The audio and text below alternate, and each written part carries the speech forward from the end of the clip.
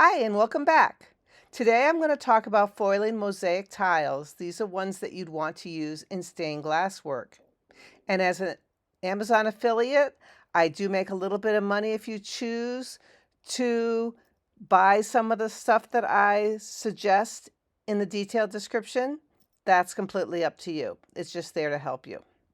Anyways, here are some small tiles that you can buy. A lot of people use them to do different mosaics with their little cement putty in between them, but I like to use them in stained glass. These are 1 centimeter by 1 centimeter by about 0.3 centimeters. So they're the thickness of regular flat glass that one would use when doing normal stained glass. Now, of course, you can cut these yourself either with a saw or with a glass cutter, or you can buy them in bulk. All different colors are available and they're already cut for you. So whichever way you want to, that's fine. I like to use these sometimes to make a border on a stained glass work. Right now I'm using the full 7/32 wide standard foil. I happen to use black backed foil. This is so that I don't get that coppery color on the inside. If I decide I want to use black patina on it, it won't be a problem. I won't get that extra coppery color showing on the inside. Now, when I am foiling these squares, I like to go very slowly, starting on one side. Right now I'm burnishing the edge with a plastic probe, and that is pressing down the edges all the way around to make sure that it's really smooth. So anyways, when I am starting to foil, I do it by hand. I start on one side. I like to fold in before I go to the next side. I fold in the sides I just stuck down, kind of like wrapping a present. The idea is you want to have the corners completely bent in properly. It makes it easier and cleaner when you end up soldering. So I just go all the way around like this. And then when I get back to the side that I've already done, I rip it off at some point. And now you can just rip it off by hand, or you can use scissors if you need to. Once now and then you'll find a little There is a little overlap sometimes when the parts don't exactly line up, and I will talk about that later. Here I am again burnishing the sides to make sure that everything is pressed down nicely and that the corners end up meeting as good as I can get them.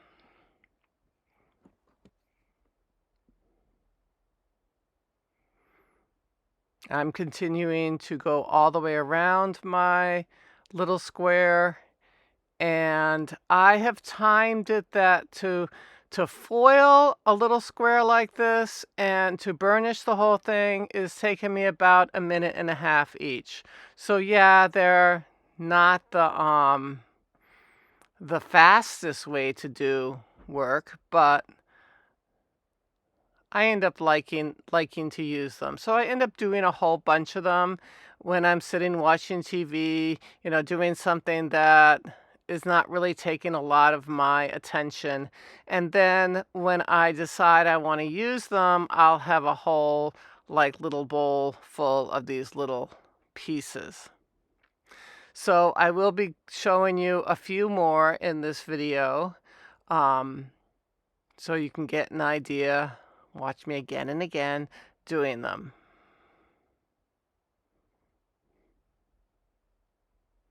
So yeah, they kind of coil up a little bit. And if they're not perfect, I will show you how I kind of try to help them to make them more even. And also, when you are soldering them, you can add a little bit of solder if you need to, if there are issues with areas. See, sometimes you can just use your probe or whatever you're using and kind of smooth out little kinks in the corners that are not quite right, like I just did a minute ago.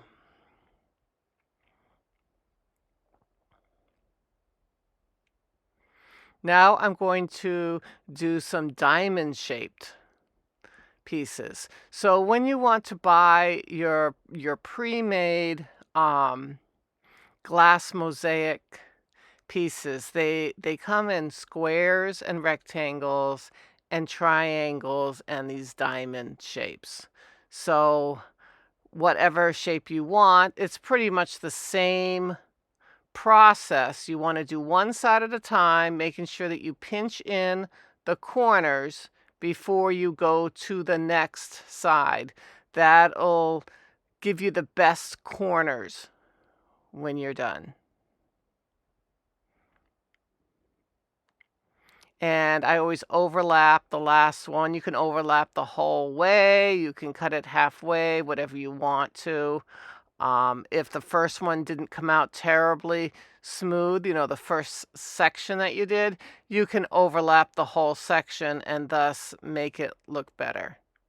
But you do want to do this burnishing, pushing down on the foil to make sure that it is, in fact, as smooth as possible, because this stickiness that is on the foil is what's going to hold your glass in place once you make your project. So the solder is going to wrap around the top and bottom, but the stickiness is also very needed to help hold it in place, especially while you're working on the project.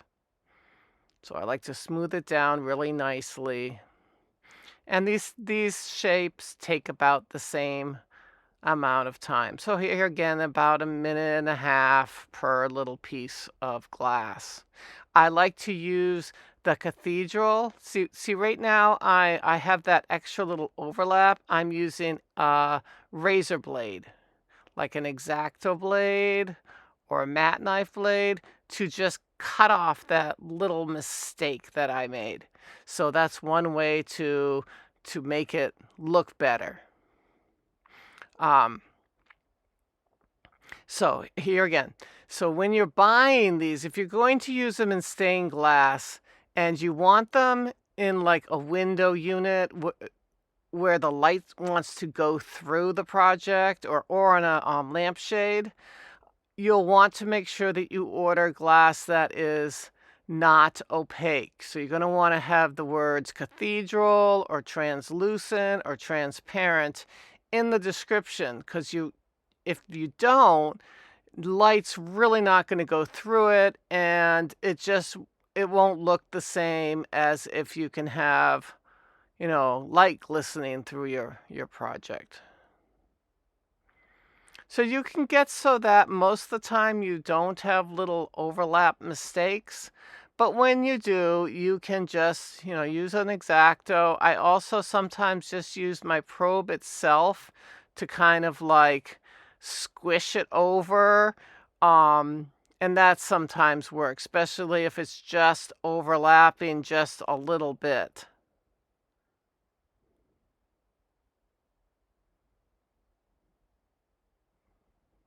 I'll just keep going all the way around.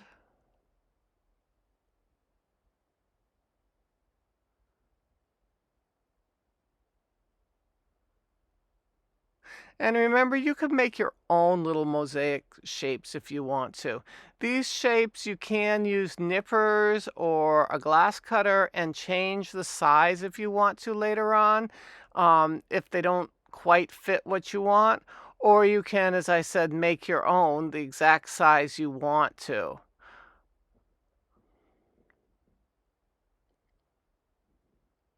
For the most part, I've found that when I order these, even doesn't really matter what company I get them from. See, this is when I'm using my probe to kind of just push in that edge that's overlapping wrong and then just squish it back down.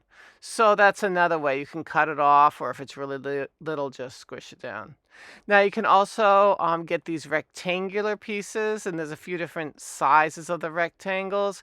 This is a smaller rectangle, and it's about 2 centimeters by 1 centimeter, and still it's the 0.3 centimeters thick, just like regular flat glass.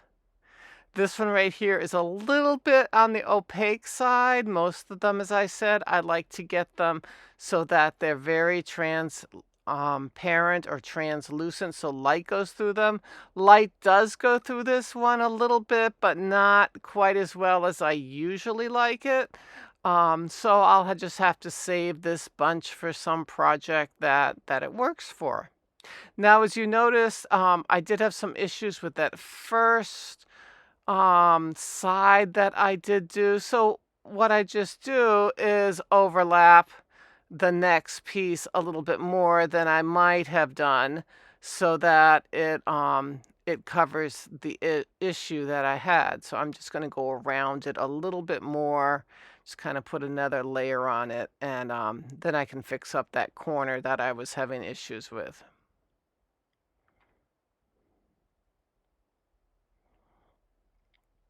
And if there's a little overlap, again, one way is to just kind of, before you squish it down and burnish it smooth, you can just use the end of your probe and just kind of tuck under that extra bit. As I said, you can also use a mat knife and cut it off. And yeah, that's not completely parallel. The foil isn't at the end there, which is why it was having little issues. But for most of the stuff that I work with, it'll end up looking fine in the final project.